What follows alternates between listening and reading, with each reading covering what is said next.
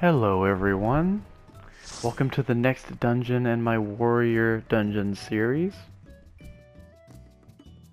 This is actually my second time recording this dungeon. I did this a little while ago, and apparently the video file got corrupted somehow, so yep, having to do it again, but you know what, that's okay. Not a big deal. So here we are in Cutter's Cry. This is the level 38 dungeon. It is an optional dungeon. You have to unlock this by going to Pearl Lane in Ul'dah Steps of Fall. Really basic dungeon, pretty straightforward. So just like every dungeon, go ahead and start out by putting yourself in Defiance with our tank stance. So this first room here basically has two waves of enemies. It's got the initial three that just spawn here, and then after you kill them it's going to spawn... Oh, I apologize, there's actually four enemies. I just forgot to get aggro on this guy. So there will be the initial four enemies, and then after you kill them there should be another wave of four enemies. If you look to the right, you'll see slay all the enemies, and it has the number we've killed out of 8, which is the total. So we're going to be killing these first four, which we just did, and now it's going to spawn the other four. Just attack one of them and all of them will aggro you. I generally just pull them to the center, and then once they're all here, I'll get aggro on them, just like that. And then just go to work.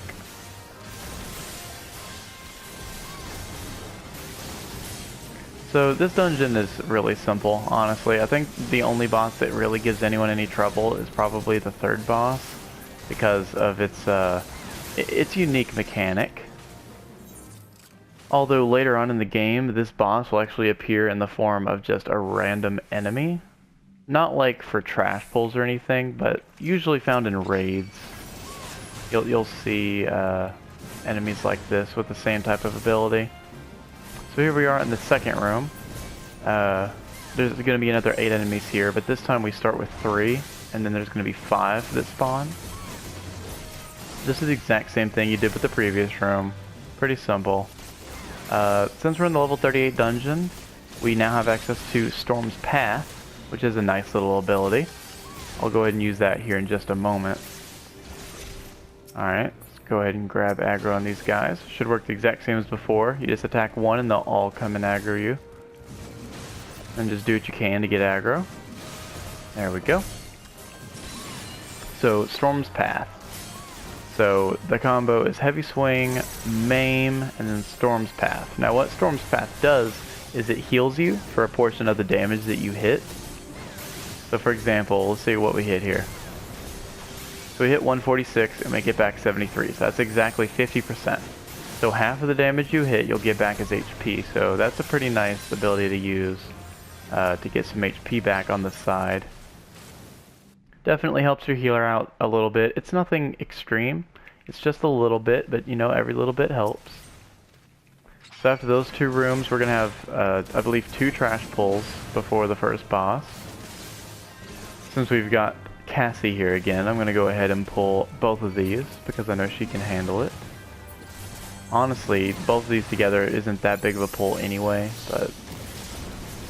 So with this pull though, you do want to watch out for the shrapnels, because right there, actually that was the basilisk, but they will do an AoE, and if you get caught in that AoE, you're going to take really heavy damage. And if you're not the tank, I believe you actually get one hit KO. So definitely something to watch out for there. Yeah, self-destruct, there you go, so you want to get out of that. You can kill them and prevent the blast from going off. I've had groups where they'll try and kill them, and I've also had some that just get out of the blast radius. It's really not that big a deal. Either way, just deal with those guys, nothing major. And then up here for the first boss. Now this boss can be dealt with in 2 different ways. I believe Cassie likes to use the kiting method, but we'll see. So this boss is called the Myrmidon Princess, I believe. Myrmidon, something like that. So you just want to pull them over here. Just keep them facing away from the entrance. For the most part, this boss is very straightforward. if Cassie uses the kiting method, we won't even have to move. So yeah, Cassie just said she'll kite the ads. So I'll go ahead and explain both methods that you can use to deal with this fight. The first method, which is the kiting method, all you have to do as the tank is just stand here and tank. You don't have to do anything else at all. Just go for maximum damage and take the boss out ASAP. And the healer will pick up all the ads that spawn, and they'll just run around the room. So Cassie's going to pick up aggro, and then just run in circles around the room while casting pretty much just like an aspected benefic, you know, basically a regen ability on me. So that way she doesn't really have to stop and heal, because just using a regen should be enough to keep me alive. Now the other method is the tank goes around and picks up all the enemies, which is a little harder in the tank, of course, but it's still not that big a deal. So yeah, that went really well. Cassie was never in any danger of dying. Now if your healer's new, you're not going to want to use that tactic. You're going to want to use the second one where you go and pick it up yourself. So just be mindful of what your healer does and react accordingly. So here in this room, it's a circular room. You can go left or right. I chose to go right. I'm going to go ahead and pull the next little group here. And by little group, I mean I think there's only one other enemy. Or maybe not. Maybe there's nobody. Alright, well, cool. So yeah, you can go left or right in this room. There are different enemies depending on which side you go to, different number of enemies.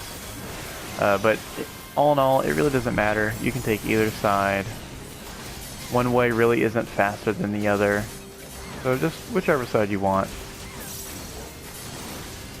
So we're actually going to have two rooms like this. We have this one we're in right now, and then the next room is going to be set up very similarly. So generally, what I like to do is go right first, and then go left. So we just went right. Interact with the shifting sands here. Now we're going to go left. You can go right, but I'm going to go left. I usually just like to go right and then left. I don't really know why. That's just sort of how I've always done it.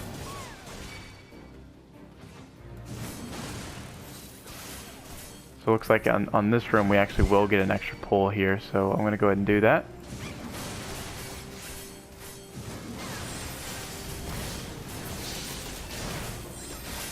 We should be fine.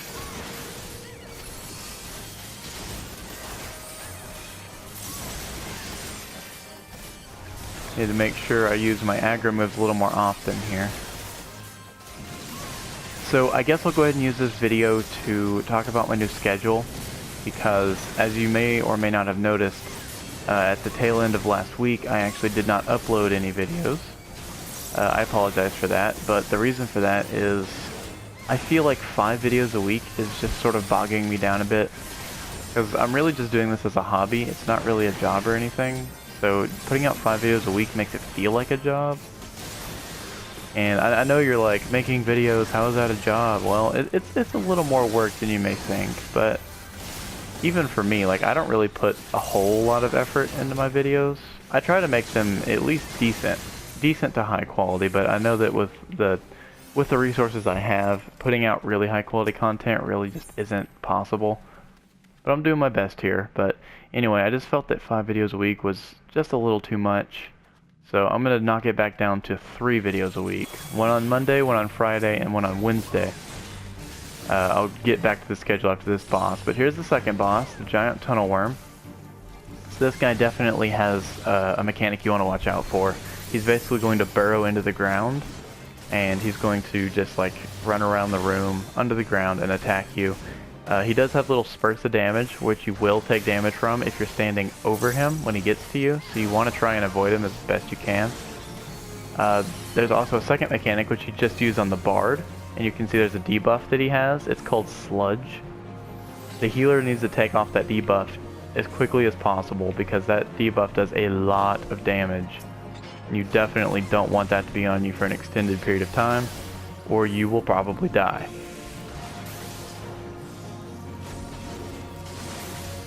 Other than those two things though, this boss really isn't all that bad. And from the tank standpoint, all you really have to do is just keep them turned away from your teammates while they deal damage. You can just do whatever you want. Make sure you keep aggro. You can alternate between your aggro combo and your Storm's Path combo. Before too long, we'll get access to Storm's Eye. I believe that's at level 50. That's a nice little ability because it gives us an attack potency buff on all of our abilities for a short time. Bit of a close-up on my face there.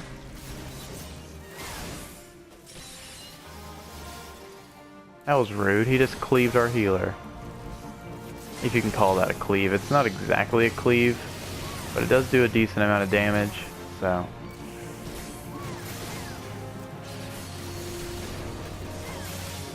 Alright, so he should do his tunnel ability one more time before the end of this fight. Maybe not, but I think he does. Yeah, there he goes. So for this one, you basically just want to run all the way over here, as far west as possible. Or east, I mean. Got my directions mixed up. He's just going to randomly go around the room, and then appear in the middle. Unfortunately, Cassie sort of died from that. It happens sometimes. It shouldn't be a big deal. He's close enough to dead. I think we'll be okay here. I'm just going to use Berserk so I can get some extra healing in with Storm's Path.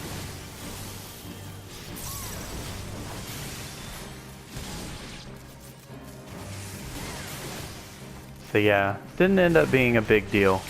But see, Kata died up there because he had sludge and we couldn't remove it because our healer was dead, unfortunately. But you know, it happens.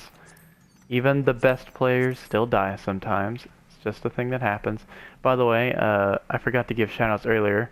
Obviously, I've already been talking about Cassie. She's joining me once again. And then Kata Hannah, I guess is how you say that. That's actually Rumor, but on his alternate character. One of his alternate characters.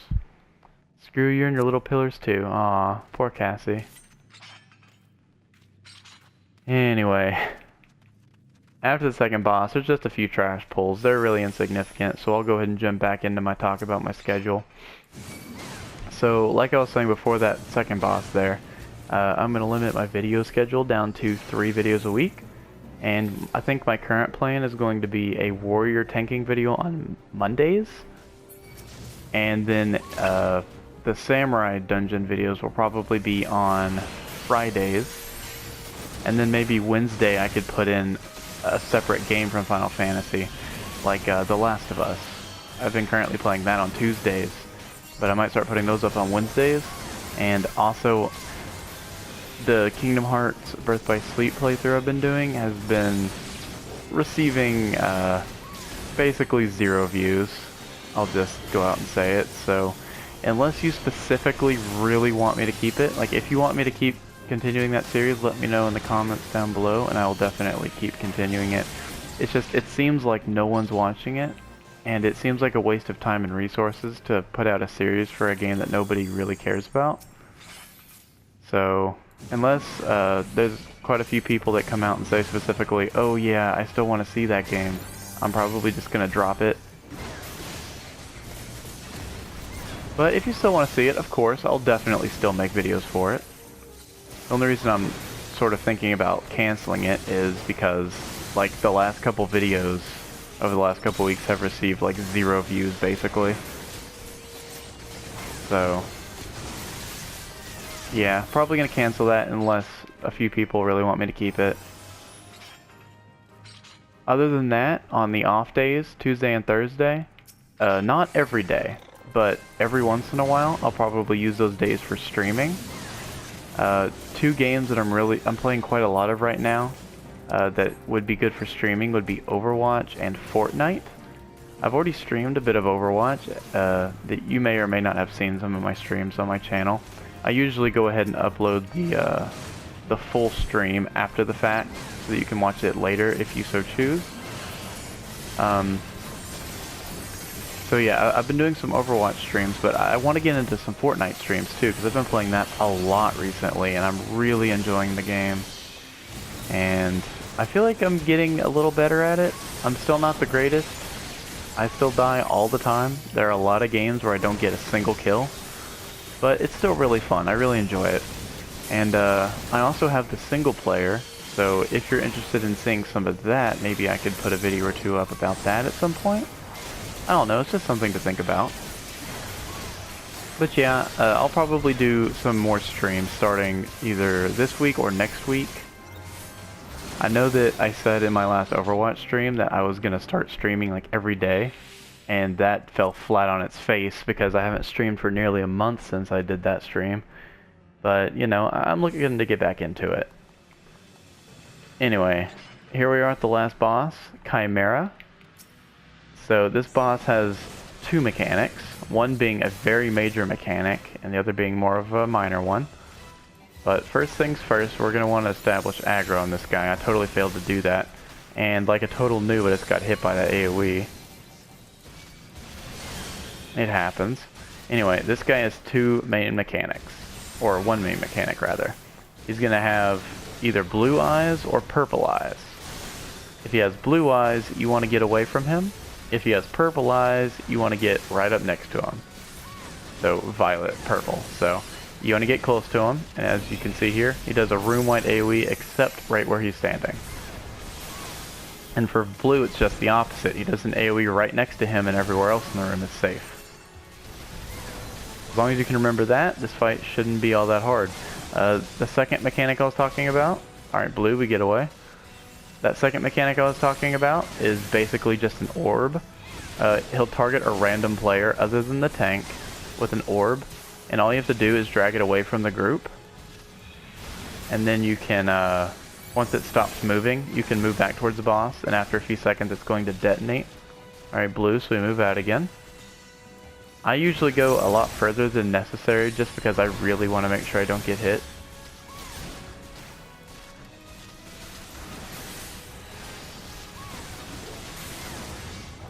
So yeah, that's basically all there is to this boss. As long as you can remember blue out, purple in, you'll be fine.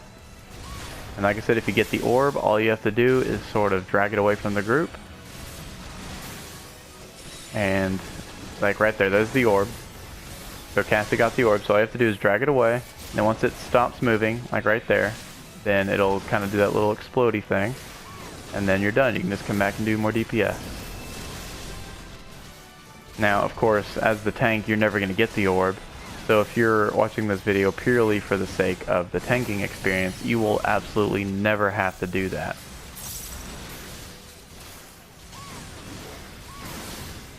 Purple is in.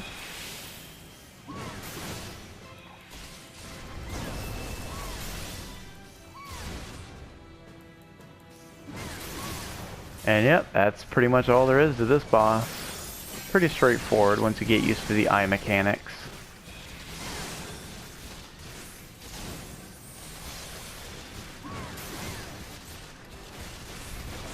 Blue, we get away from him. Ouch, Bard just got wrecked. And that's it for Mr. Chimera. Oh, maybe not. It's almost dead though. There he is. So yeah, that was Cutter's Cry. Nothing too major to this dungeon. It's pretty straightforward. Nothing much to it at all. You just gotta remember basically his underground attack in the second dungeon, that worm, he can kind of get you, and then of course on the Chimera you gotta remember purple in, blue out. As long as you can remember that, this dungeon is really simple, at least from the tank perspective. So thank you very much for watching. I really do enjoy your support. I really appreciate it. And I suppose I will see you next time for Stone Vigil. Thank you for watching, and I'll see you next time. Take care.